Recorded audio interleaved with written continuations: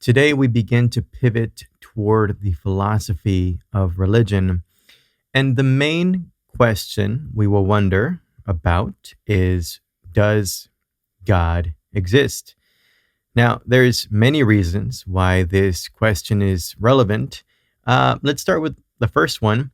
Some conceptions of knowledge that we've covered sort of rely on God, right? And that's what we talked about last time.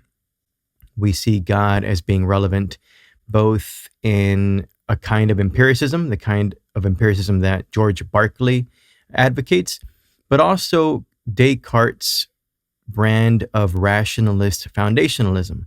So there's that reason for why we need to know whether or not God exists. But obviously, there is a much deeper reason, right? We want to know this. This seems like things that would be good to know, a thing that it would be good to know for, our life. So we're going to go into this debate.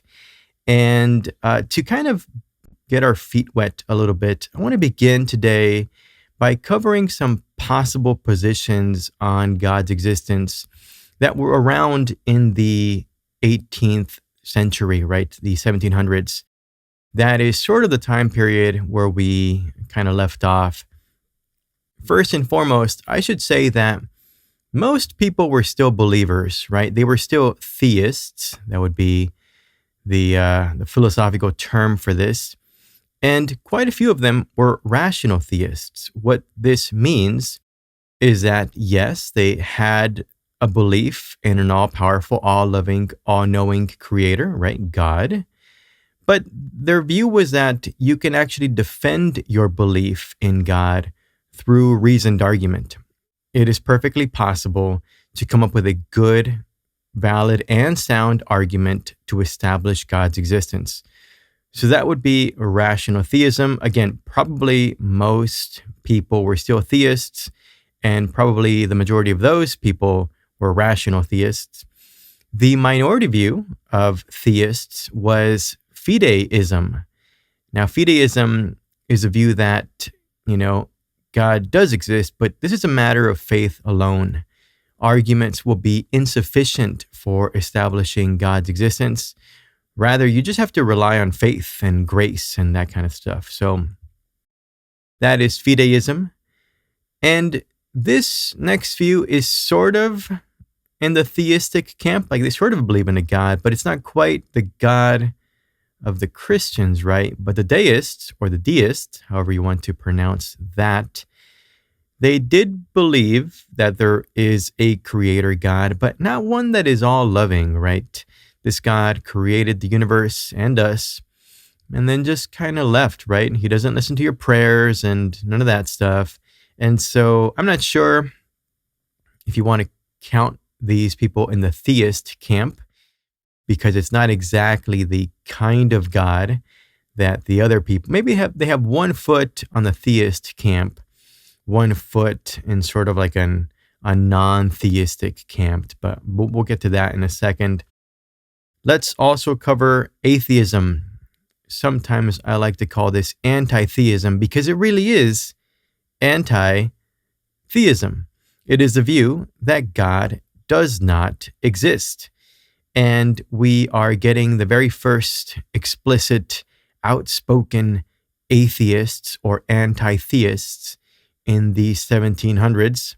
Let me cover a view that is much more subtle now, that was around, but, there's no good label for it. So maybe people weren't kind of labeling themselves as such, but I'm going to refer to it as non-theism. This is simply the absence of a belief regarding God's existence. Now, this is a very subtle difference, okay? So the theist believes that God exists. The atheist believes that God does not exist. And the non-theist does not have a belief about God's existence. They neither confirm nor deny, right? Very diplomatic. Some people seem to have at least said that they were non-theists. Maybe David Hume counts in this camp, who sort of didn't want to, say definitively either or sometimes he would just kind of give in and say, okay, yes. But anyway, he might have been, in his heart of hearts, either a non-theist or an atheist. We're not sure. But some other people, they kind of float around this view, right? It's like, I'm not really sure what I believe. I don't think I have a belief on this. So that would be non-theism. And I have one more here for you, agnosticism.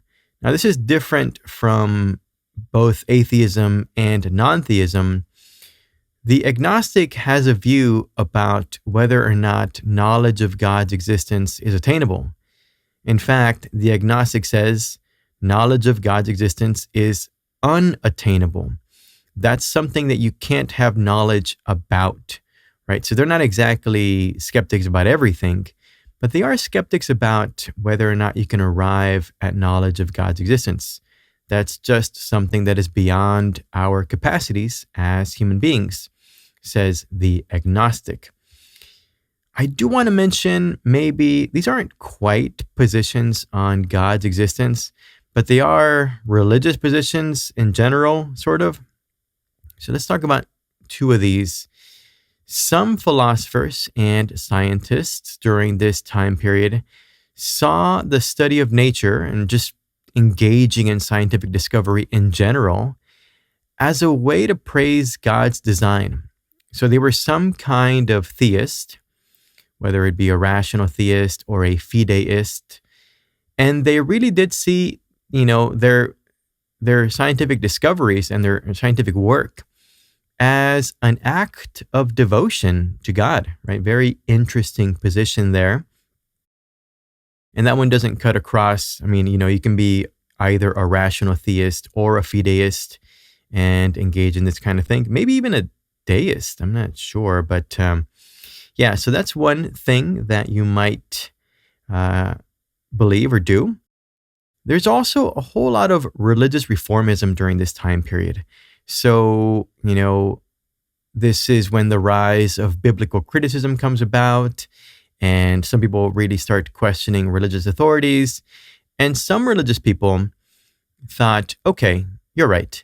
Traditional religion, the way we've been doing it for, like a millennium, I guess, maybe needs some updating, but we don't need to abandon religion altogether.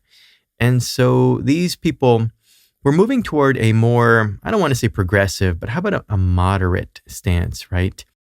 And here, maybe you might think of the Calvinists or some kind of Protestant. They were moving toward, the religious was more so a private matter, and you kind of did that at home and at church. But the rest of the time, you were just a little bit more tolerant of disagreement, and there was no need for being very zealous, right? Overly zealous. So just simply more. I don't want to say laid back. That's actually not the right word either, right? But they're scaling it back a little bit, right? So that is a kind of religious reformism. And we do see quite a bit of this in the 17 and 1800s as well. And then there's the person we're covering today. Now, Blaise Pascal is a little difficult to categorize. He is, first and foremost, a mathematician. And then he spent about the last decade of his life working on theology. He is very famous for, I wrote on here, contributions to probability theory and projective geometry. Really, he is one of the co-founders of probability theory. So that's more than just a mere contribution, right? But definitely one of the people that got the ball rolling here. And he is very famous for a set of arguments that we sort of collectively refer to as Pascal's wager. Now, Blaise Pascal, during his lifetime, was a mathematician, right? That's what he was known for. As a teenager, he was making massive contributions. But today we will be covering a work of his that was published posthumously That means after his death. It is called Ponses, which means, I suppose, thoughts or meditations. And that was published in 1670, 8 years after Blaise Pascal had passed away. Now, this book, Ponses, is not exactly meant for publication, which is very interesting.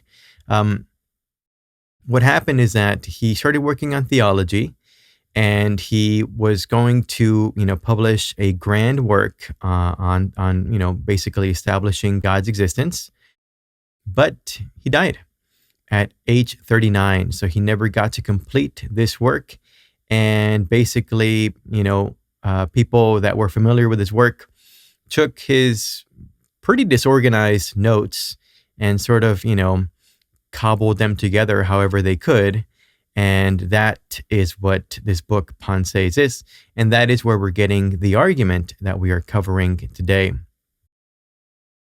Now, I want to say a thing or two about Pascal as a human being for, I guess, two reasons. So let me tell you a little bit about Pascal, and then I'll give you my reasons. But as I said, he was a mathematical prodigy, and it is shocking what he was doing.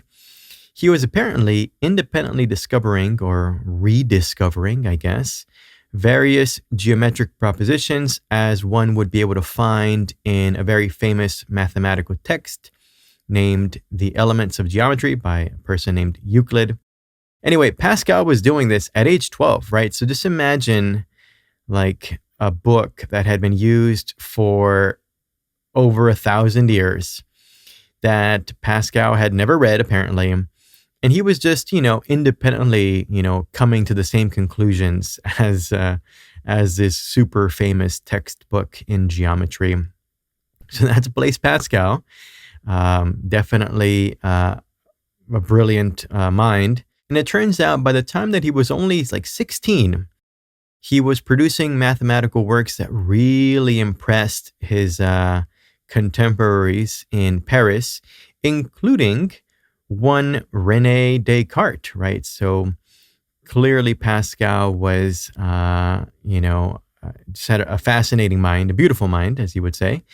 And one more fun factoid about his productive years in the field of math and engineering. He invented a type of a mechanical calculator so that he can help his father in his tax business. And so that's fascinating, right? So not only pure mathematics, but also applied mathematics. Blaise Pascal, truly a towering genius.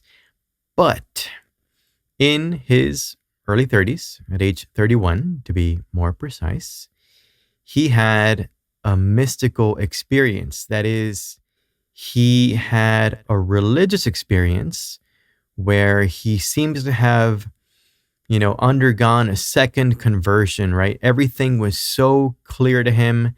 Abandon everything but God. God is the only thing that matters. And this second conversion shook him so much that he, kind of wrote down a few, like a little brief description of this experience. And yeah, after that, he just, he changed completely. He stopped working on math by and large and shifted his focus primarily to theology. And so that was at age 31. As I mentioned, he died at age 39. So he spent the last roughly decade of his life working on theology instead. Okay, that's Blaise Pascal. Let me say why we're covering Blaise today and why we're actually, it's kind of weird because he's from the 1600s. And so that's the first thing I want to touch on. We are technically now in the 1700s, right? We just covered some arguments by David Hume. Hume died in 1776, right? The American Revolution was happening. And, we also covered an atheist, right? Baron Holbach, or at least I mentioned him. And he died in 1789, right before the French Revolution. So that's a time period we're covering. Why are we going backward in time over a century to cover Blaise Pascal. Well, Blaise Pascal is important in the history of mathematics and philosophy and like society in general, because some of his methods for applying mathematics to real life were incredibly influential, and that was all after his death. And so I want to give you a feel for what Pascal was all about, because a lot of people, as we will see in Unit 2, were really taken by, the promise of mathematical methods.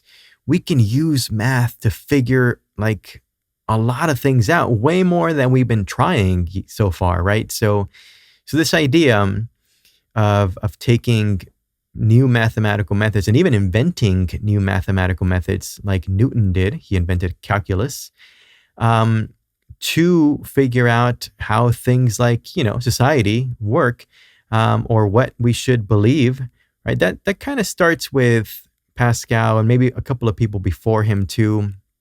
So that's why we are covering Blaise Pascal today. It is sort of to emphasize the legacy of the kind of thinking that he engaged in. And so, to talk about this legacy, I think it's time to get into story time. Okay, so I'm talking about math. Today is a very mathy lesson. So if we're going to tell this story, if we're going to tell it correctly at least, and we're talking about, in particular, probability theory and something called decision theory, we technically have to go back even further to the 16th century, to the time period of a man named Gerolamo Cardano. Now, full disclosure, Cardano was a doctor, right, a physician, but he was also a gambler. In fact, I think he had a gambling problem. In any case, it just has to be said that the field of probability theory, or the beginnings of what would become probability theory, just has some relationship to gambling, right? To games of chance. It is what it is, right? We just have to say that. And so in the 1500s, Cardano publishes the book on games of chance. And this is one of the first attempts to reason about randomness mathematically. He used intuitive ratios to think about fair bets long before the field of probability existed. Now, this is very much in the spirit of the Age of Enlightenment, which is, again, in the 1700s. That's why it fits in so well with the story that we're telling. These budding probability theorists were way ahead of their time, like 200 years ahead of their time. The best way I can make this argument for you, I think, is by telling you about what people thought about luck in the 1500s and earlier. Before Cardano, people thought of luck as divine intervention or just fate, And Cardano was the first to realize that you could map out every possible outcome of a dice roll, and that while any single roll is random, right? If you just roll the dice once, that's random. The ratio of outcomes becomes predictable over a long period of time. And so what Cardano was really doing is moving from the supernatural explanation of a dice roll, let's say, to a natural explanation of a dice roll. He was, in other words, engaging in a sort of naturalism about luck. Now, that is exactly what the Enlighteners were doing in the Age of Enlightenment. They wanted to explain things like, why someone is acting erratically. They explained it in terms of like a mental illness instead of demonic possession. That just is being a naturalist about, mental states, I suppose. or mental disorders. And so this is what Cardano was doing about games of chance in general. So that starts in the 1500s. We fast forward a bit to 1654. And apparently someone asked Blaise Pascal, of course, brilliant, famous for, for his mathematical contributions. They asked him, hey, how do you fairly divide the winnings of a game that ends early? So you're playing, your game of chance, whatever it is, and I don't know, something happens. There's a fire, whatever. And so you have to leave early, but you haven't, it's not over. So how do you divvy up the winnings, right? Who gets what? Well, Pascal reached out to a very famous mathematician named Pierre de Fermat. And of course, Pascal was incredibly famous himself. So, if he reaches out to another famous mathematician, they will respond. He knows them. So they began engaging in correspondence about this. And their solution to this question about how to fairly divide the winnings of a game that end early, you can see it in their letters, right? It introduces a new mathematical idea, and this is often seen as the birth of probability theory. So that is, it's kind of funny because this thing about games of chance just kind of keeps cropping up in the history of probability theory. In any case, Pascal goes further. Of course, it's just like Pascal to take an idea and go all the way, see where it takes you, right? So, of course, in the last decade of his life, Pascal was working on theology. And so with probability theory in hand, Pascal tries to take this idea as far as it can go. If probability tells us the likelihood of an event, decision theory tells us about the rationality of a choice. So what Pascal does is decides to use some elements of probability theory to come up with something that we now call expected value theory, which is a part of decision theory. Now, because it was the first part of decision theory that was invented, I'm just going to call it decision theory. Here is what expected value theory basically says. If you want to know how rational a choice is, you basically put all your choices together, and to figure out the expected value of each one, you multiply the probability of winning with the value of the win and subtract from it the probability of losing and the cost of the loss. Now, if that doesn't quite make sense to you, don't worry. We're going to go over a few examples right now. So, why are we doing any of this? Well, the main reason is that we're going to go over something called Pascal's wager. Now, it sounds singular, but it's not. It's a whole series of arguments, to be honest.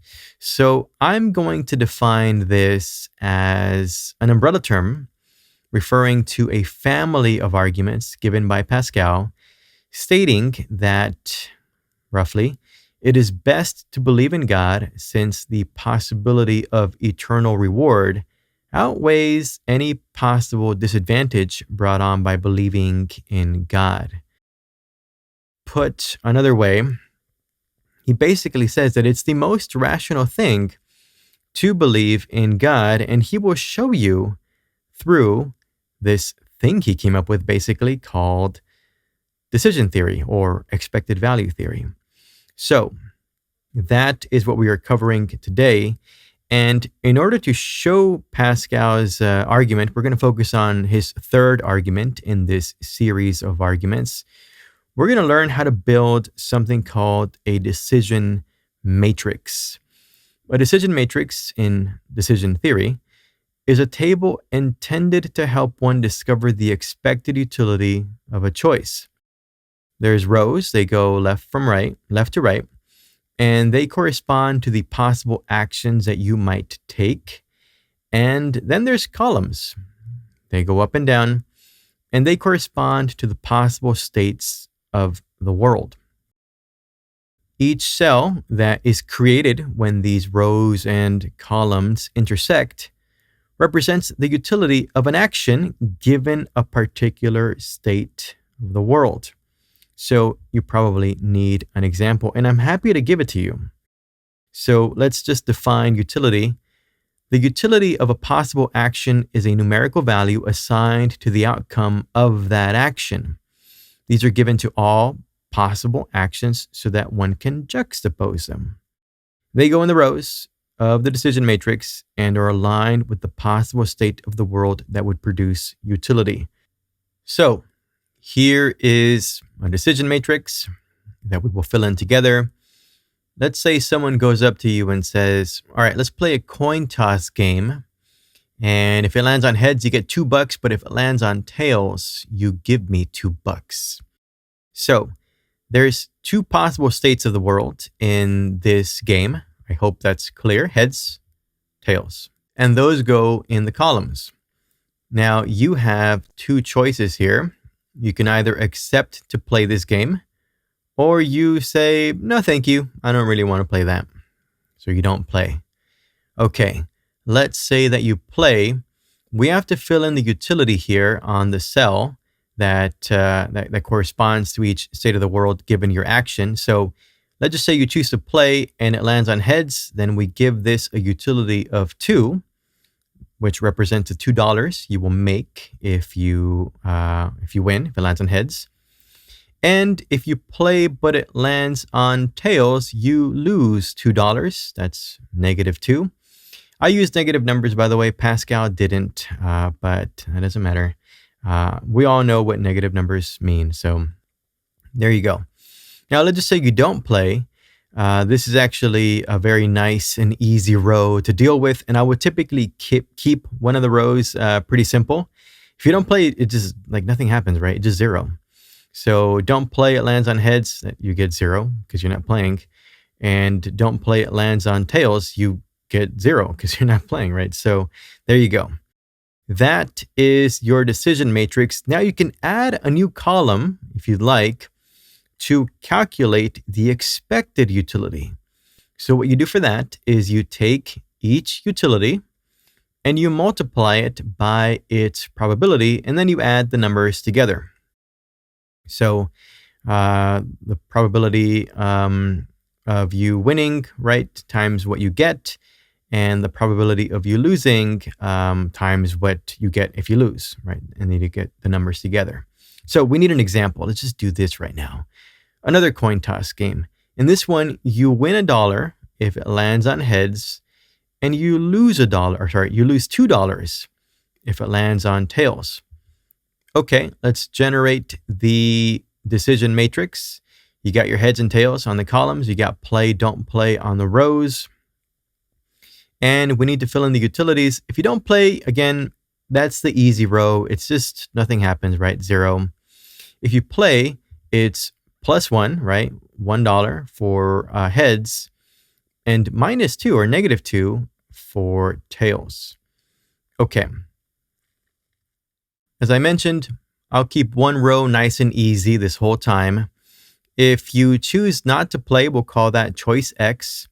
The expected utility is 0 because, 0 times whatever is 0, plus 0 times whatever is also 0. So just 0, right? So that one's the easy one. Let's call the choice of playing choice Y.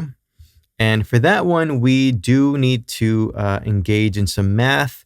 Now, typically, maybe if you do it in your head, you can just add another column to your decision matrix.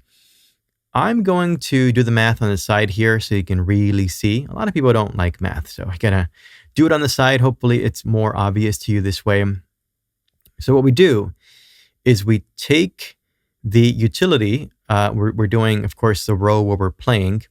We take the utility, if it lands on heads, which is 1, and we multiply it by the probability that it will land on heads, which is 0.5, right? 50%.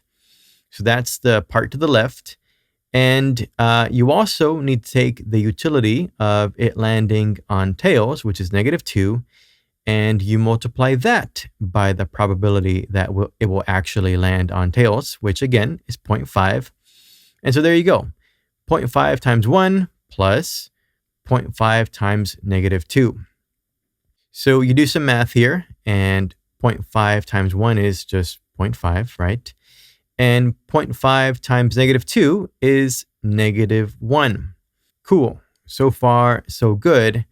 Now we're going to add those numbers together, which essentially means 0.5 minus 1 right here. So what we end up with is -0.5. In other words, choice Y has a negative utility, right? -0.5. That is not good because I'm going to blow your mind right now. 0 is greater than -0.5. You thought, I bet, that doing all those inequalities in like 7th grade or whenever you did it, I don't know, it was never going to be useful. Well, here it is. It turns out that through this decision matrix, you realize that playing this game is definitely a bad idea. It is a losing game in the long run. And so what should you do if someone goes up to you and offers to, play this game with you? You say no. That would be the right thing to do. There you go. Decision theory at work, right?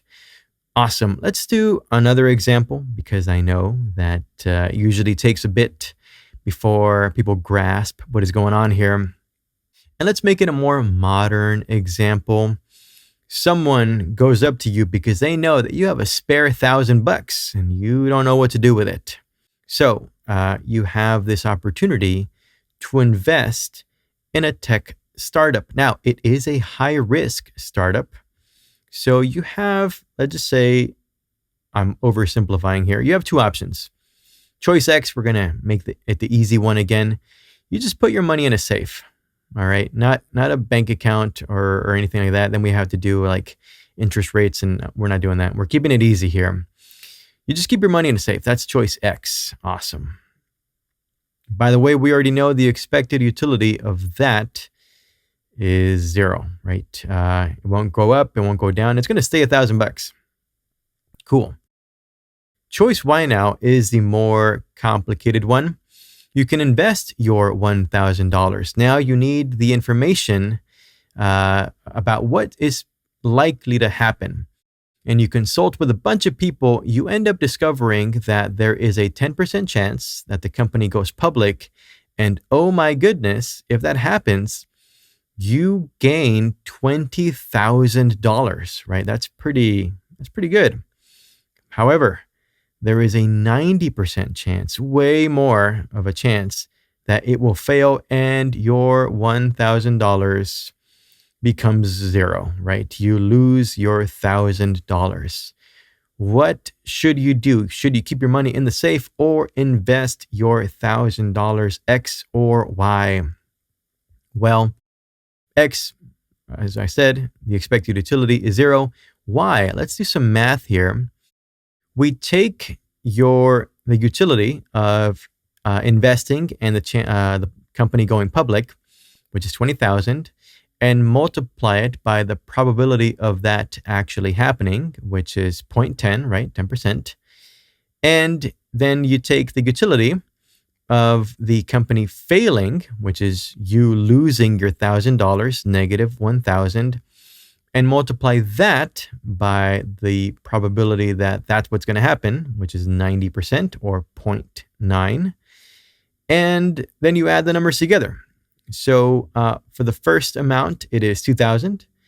And the second one would be -900. Then you do a little more math and you realize that the expected utility of choice Y is 1,100, right? So the expected utility of choice X is 0 and of choice Y is 1,100. What's your decision? Well, I know that some of you might be risk averse, but the whole point of decision theory is to figure out what is most rational to do, right? Taking emotions out of the equation. And so the decision here would be, well, since 1100 is greater than 0, you should invest, right? That would be the rational thing to do. Well, this is all fine and good. And as we saw, it's definitely the case that mathematics is very applicable and is considered very applicable during this time period. But Pascal does something different. And, he's not going to just leave it at, whether or not you should invest or not, right? He takes this idea and he applies it to something that is, it's a matter of life or death in a way, right? He's going to take the notion of expected value and apply it to the question of whether or not you should believe in God. So let's turn to that now.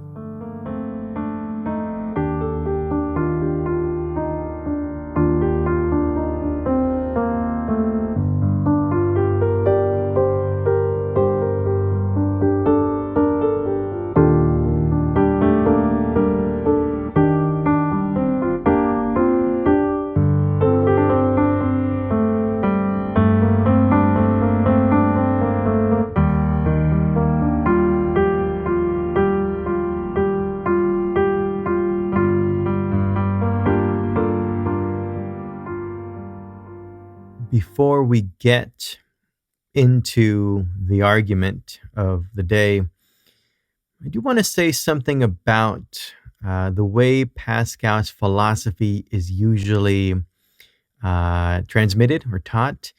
People typically focus on Pascal's wager, and in fact, just in one of the arguments of Pascal's wager. To be honest, I think that Pascal's work is much richer than that in the way that we treat it. Although I am guilty here, I am, just like my philosophy teacher, only covering one argument from Pascal, but there is so much more to him. He wrestled with both the radical skeptic and what he saw as the dogmatism of Cartesian foundationalism. So he didn't like Descartes.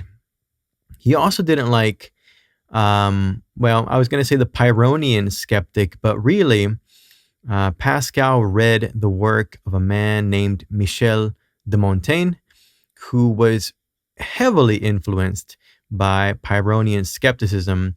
And it seems like Blaise Pascal would literally read a couple of pages from Montaigne and then run to his notebook and write his response down. So he really was in a serious way responding to something like Pyrrhonian skepticism. And so, there's all those aspects of his philosophy. There's also a whole lot of pragmatic or practical philosophy, because he thought hard about how do you human, right? How do you life? What it means to be a human. And he was fascinated by how we are capable of both great sin and great virtue. And he really saw some of what he was doing in using mathematical methods and applying them to everyday contexts. He saw it as sort of what we have to do because we are cognitively degraded by original sin. So according to Saint Augustine from the 400s CE, original sin kind of makes us a little dumber, a little less free, a little less rational, right? And we're all guilty of that. And Pascal believed that. And so that's why he used mathematical methods, right? To help us get over those sort of built-in weaknesses. I don't know. I find the whole thing fascinating. And I didn't want to, pass over the rest of Pascal's work without mentioning something about it. But now, just like my teacher did before me, here we go into Pascal's third argument from the Ponses. And here we go. Let's see how this goes. First and foremost, he begins with an axiom, right? Hopefully something that you find intuitive. you should choose the action of maximal expected utility if there is one. That just basically says that once you fill out something like a decision matrix, right, and you compare all your options, you should probably go with the best one for you, right? It seems counterintuitive to say something like, yeah, go for the second best. I mean, why? Just choose whatever is best for you. So that's sort of an axiom, an intuitive truth, if you want to call it that. Let's get into the rest of the argument. Here we go. The probability P that God exists is positive. Pascal says something like, well, I'm not going to give a number to the probability that God exists, to the proposition that God exists. Typically, probabilities go between 0 and 1. 0 means it's for sure not going to happen. 1 is, a certainty. And, like a coin toss is 0.5, right? It can go either heads or tails. So if you are going to say something like God exists, you can assign a probability to that. And Pascal basically refuses. He says, well, it's the human mind, too weak, too tiny. Can't figure that out. But he does say it is a positive number. And so maybe you can imagine Pascal sort of envisioning an atheist, and I'm sure atheism was not that common when Pascal was around. But if you just imagine a radical skeptic, Pascal is trying to convince a skeptic, like, even if you find it very unlikely that God exists, you can still leave a little bit of room for you being wrong, right? So even for an anti-theist, Pascal is trying to convince him, maybe set your probability that God exists at 0.000000001, right? It's a very small probability, but it's still a positive number, and basically it's not 0. So another way to state premise 2 is there is a non-zero probability that God exists. So hopefully this convinces anyone other than the dogmatic atheist, the atheist that just says, no, I don't believe in God at all. There is 0 chance that God exists. Pascal would say, well, that's really unreasonable. Like, you don't know everything. There's got to be at least a small chance that you're wrong. You've been wrong before, right? So that's sort of the idea behind this second premise. There is a non-zero chance that God exists. Okay. Then we are going to set up a decision matrix sort of like this. And in this decision matrix, we're going to have F1, F2, and F3. What does that mean? Those are finite amounts, right? So F1 is some number, and it's just not infinity, right? Maybe it's 1 billion, maybe it's 100, maybe it's 2. It's not infinity, right? Same thing for F2. It's another number, but not infinity. And F3, right? These are all non-infinity. So let's fill this out. It'll be clearer when we do. There's 2 possible states of the world. God exists and God does not exist. Okay. Easy peasy so far, right? On the matter of whether or not you should believe in God, you basically have 2 choices. You could say believe in God or don't believe in God. The way Pascal would say is wager for God or wager against God. Those are your options. Now, let's say that you wager for God and God exists. Yeah, that means that you bet right? And you get to go to heaven. And so that is an infinite reward, right? That is heaven forever, eternal bliss, whatever it is that heaven is for you. That's, heaven, infinite. Okay, that's the easy one. Now we have these other options. If you wager for God, right, you're a good Christian your whole life, and it turns out when you die that you just die and God doesn't exist. Well, he says maybe it's a positive, maybe it's a negative, right? Maybe it's a lot of work to be a Christian. Maybe in the end of your life, it ends up being something like a negative 100. That kind of sucks. Or maybe it wasn't a bad life, right? You had some good luck and you ended up with a positive 5,000. What Pascal is going to say here is that it doesn't really matter what number it is, or even if it's positive or negative. It is a finite number. It is not infinity, in other words. And so, yeah, it's just either good or bad, but not infinity. Okay. Well, what if you wager against God? You just say, yeah, I don't think God exists, and I'm going to live my life like that. And it turns out that God exists. You would expect that you would get something like negative infinity, right? Well, I don't want to get into the whole hell thing right now, but throughout Christian history, there's been all kinds of different beliefs about hell. And Pascal, at least in this argument, has an unconventional view. Pascal believes that God isn't going to punish anyone for all eternity if you don't get into heaven and, for whatever reason. Basically, Pascal says that God is going to simply extinguish you. You will no longer exist, right? Your soul goes away for good. Like, it's just done. No torment, no hell, just non-existence. And so what that basically means is that you live your life, and maybe it was a good life, right? Positive 10,000. Maybe it was a bad life, negative 10,000. It doesn't really matter for Pascal, because his point is that it is a finite amount.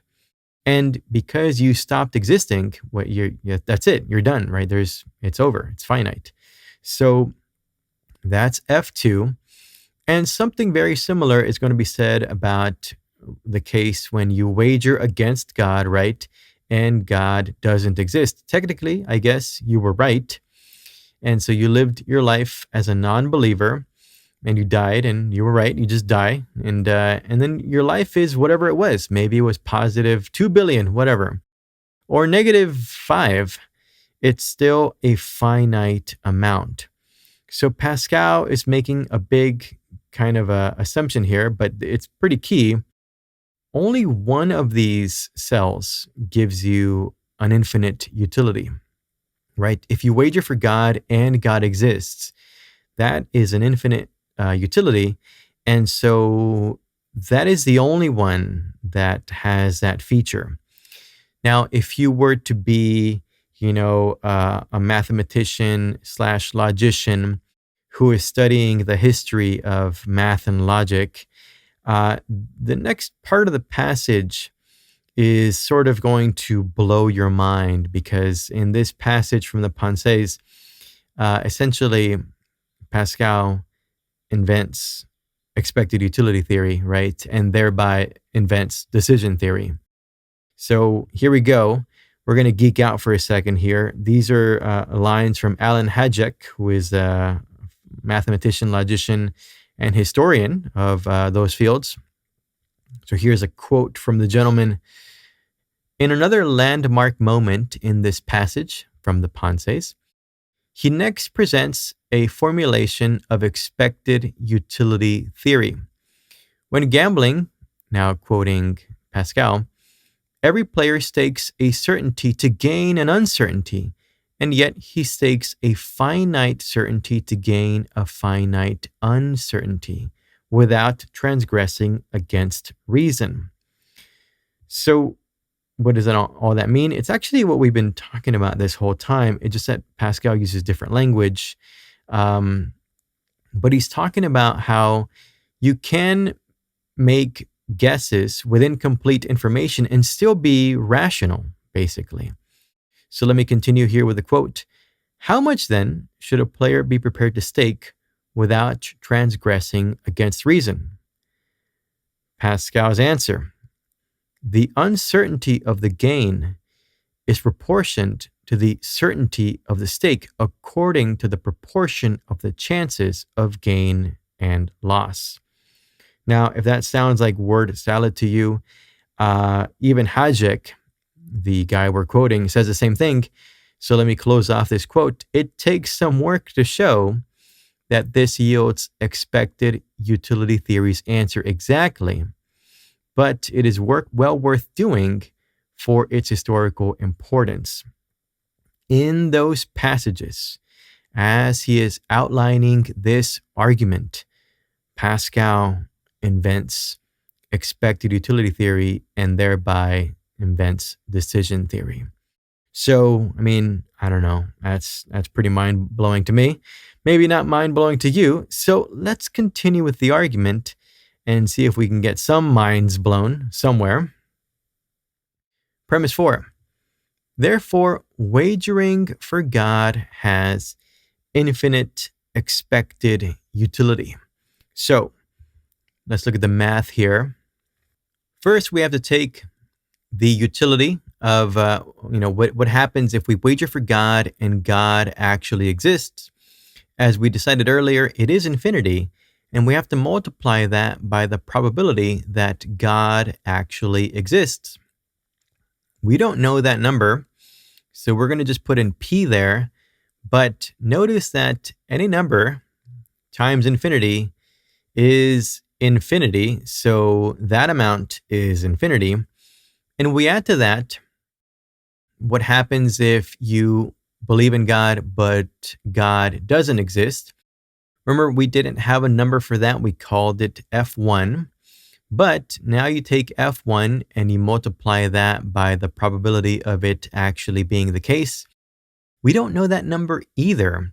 So what we're going to do is multiply it by 1 minus P, right? So whatever you decided the probability of God existing is, you subtract that from 1, and that's the probability that God doesn't exist, right? Because all probabilities are between 0 and 1.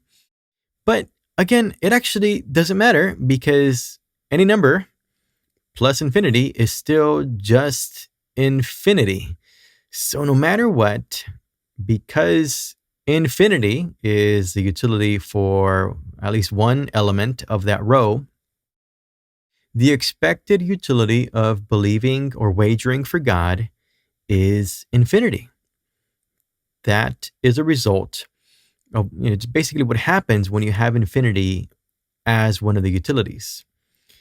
And therefore, given that infinity is greater than any finite quantity, you should wager for God. And so here is an updated decision matrix. And I added a column here for the expected utility on the right. And the expected utility for wagering for God is infinity. And if you wager against God, well, I don't know the number, so I just put finite quantity 4, right, F4, but it doesn't matter. Infinity is greater than any finite quantity, and so the best choice simply is to wage for God. All right, did that blow your mind? Infinity is greater than finite quantity 4. Okay, sometimes people don't know how to feel about this argument until they look at some of the objections. These objections are, fun, famous, they're cool. I basically divide them up into two camps, mathematical objections, and the other one's more like, psychological/moral objections. It's kind of weird camp, but let's look at the mathy ones first. Let's begin with the many gods objection. Now, this objection points out a very obvious maybe problem with the decision matrix that we've been exploring. There's a bunch of other competing religions, and at least some of those religions are worthy of some probability in the decision matrix. In other words, we're missing things like, Islam and Judaism and whatever. And so the decision matrix, it just needs more rows in it, right? And that would mean that there's multiple possible routes to infinite expected utility. Some of these rows would have in their decision matrix infinity as utility, which means that they would also have infinite expected utility. If that's the case, choosing Christianity is not as straightforward anymore, right? There's quite a few choices that yield the exact same expected utility. And so you need a reason for choosing Christianity over, for example, Hinduism or Islam or Judaism or whatever, right? It doesn't matter. Any religion that gives you infinite expected utility. I have here an updated decision matrix, and we added a slot here for Islam and Judaism and Hinduism and Pastafarianism, whatever, right? Put in whatever religion you want in there that promises infinite reward, and it complicates the final choice. Quite a few religions have an expected utility or yield an expected utility of infinity. So that is one objection that, is essentially a little more mathematical than anything. There's also the zero probability objection. So you might get like a hardcore atheist or anti-theist who argues against premise two. They basically might claim that the probability of God existing is actually zero. Maybe they say that literally the idea of God is internally incoherent, which means that it's impossible, which means that the probability of such a being existing is zero. In that case, the expected utility would be zero because infinity times zero is zero. In fact, any number times zero is zero. And so it makes no sense at all to wager for God. You're better off going for whatever finite quantity, just try to make it a positive one. So there you go. Not exactly agreeing with the probability that Pascal assigned to God's existence. By the way, that kind of argument or objection, I should say, would affect any other religion that has a sort of a Judeo-Christian model for God in it. So maybe quite a few of these rows would end up with an expected utility of zero. Okay, so much for the mathematical objections. Let's move into, to be honest, some of these are more intuitive to some people. They're more like psychological objections, although I do have something to say about morality as well. But let's begin with, I hate this name for this view, but it is what it is. So the doxastic involuntarism objection. So if I were to go up to you and say, hey, I will pay you $1 billion if you believe the sky is green. It's not going to be easy. One cannot simply decide to believe that the sky is green just because someone offers them $1 million or $1 billion, right? Belief requires being convinced by evidence. It's almost like belief is not exactly under our control. It's a product of what we see and hear and learn and think about. And you can't entice it with a payoff. And so, at least about things that matter. And so it's not clear that you can just say, well, I made my little decision matrix and it says I should believe in God. So now I believe in God. That just doesn't seem to work, right? So funnily enough, you can go through Pascal's writing and find his counter. He actually said, okay, that's absolutely the case, but you should act as if you do believe. And eventually your mechanical habits, you just kind of going through the motions, will tame your skeptical mind and you will eventually actually accept God, right? Believe in God. So fake it till you make it is basically Pascal's counter here. But yeah, that's an important objection. It's not clear that Pascal's psychology is accurate. Maybe his idea of what the human mind is capable of believing is not really, what we now share intuitively, what we think of when we think of our human psychology. In fact, I have a friend who is an anti-theist, right, an atheist, And he acknowledges that there's lots of benefits to religion, like community, like ritual, like a bunch of things. And he has told me, like, he wishes he could be religious, but he can't, right? So maybe that's a real knock on Pascal's argument here. Okay, this is called the moral integrity objection. It just seems like an all-knowing, all-loving God would absolutely not be impressed by someone who just believes in him kind of as an insurance policy, right? It just seems so mercenary.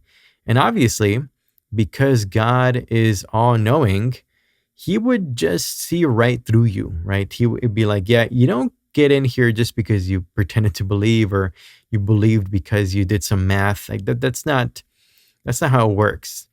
And so there's just something I don't know, disingenuous about this approach, maybe. Okay. Another interesting objection, maybe my favorite objection, is the many hells objection. I don't know. I think I just wanted to put an image of fire on my slides. Most religions, they don't just require belief in a God, right? They require specific rituals and dogmas and all that. But most importantly, the rejection of other sects, right? You have to deny the truth of other religions. That's sort of a mandatory aspect of a couple of religions that I can think of. So if you are, doing the math here and you're trying to figure out what happens if you wager against a specific religion, well, Pascal put in there a finite amount because he kind of had a view about hell where it doesn't really exist, right? You just kind of stop existing. But that's not what other religions say, right? According to other religions, there is a hell. So if you bet on the wrong version of Christianity, like a version of Christianity that actually has a hell, or Islam, or Judaism, or whatever, right? Any religion that has a hell, they actually have a negative infinite utility on there. And so you might still end up in a version of hell. So how do I say this as succinctly as possible? In reality, there's hundreds of religious options, right? I was going to say in an earlier version of these slides, I said dozens. Really, there's like hundreds of them. And at least some of them carry the potential of negative infinite utility. And so that means that some rows in your decision matrix have an expected utility of negative infinity. How do you make that choice? Now you're saying, okay, well, these give me positive infinity and these give me negative infinity. Okay, you don't take that choice very lightly, I hope. You're not just going to go for one of the infinities, like, that one's fine. Because if you do the wrong thing, if you choose the wrong religion, you might end up in some version of hell. So the decision matrix, in other words, is incomplete and insufficient to actually help you arrive at a rational choice, given that if you mess up, you might end up in hell. All right. Well, these are some pretty serious objections, but I'm going to close with maybe a less clear objection. I hear this sometimes when people discuss Pascal's work, either at an academic conference or even in class. Some people say something like, if we use math to decide what to believe, haven't we abandoned the pursuit of truth in favor of the pursuit of safety? And that's one kind of objection that I've heard. It's not exactly an objection, right? It's more so a question, but there's something about the strategy that doesn't sit well with people. And it's a form of like safetyism, if you want to call it that. And it just doesn't sound good. It doesn't seem like it puts the right values forward. Another thing I've heard is something like, does the wager actually save the soul, right? Or does it provide just some kind of logical excuse for those who are afraid to doubt? This sort of objection typically comes from someone like an atheist who said something like, these people are so afraid to doubt in God's existence that they come up with these mathematical workarounds so they can still believe. Yeah, well, I don't quite think that these aren't even objections, they're just questions that I put up here, but I've heard something like them. And let me close by saying that I don't think that these criticisms of Pascal's wager, I don't think they really are quite fair. Because the work, the Ponses, as I said, was unfinished. So he never got to say what he wanted to say. Remember, it wasn't decision theory that brought Pascal to his quote unquote second conversion. The way that he arrived at his views was through a mystical experience. And in closing, I want to mention that a little bit. Apparently, he had some vision of God, and it took about 2 hours. When he was done, he wrote a brief record of it in a little note. And this note was very important to him. After he wrote it, Pascal folded the note very carefully, and he did something very strange.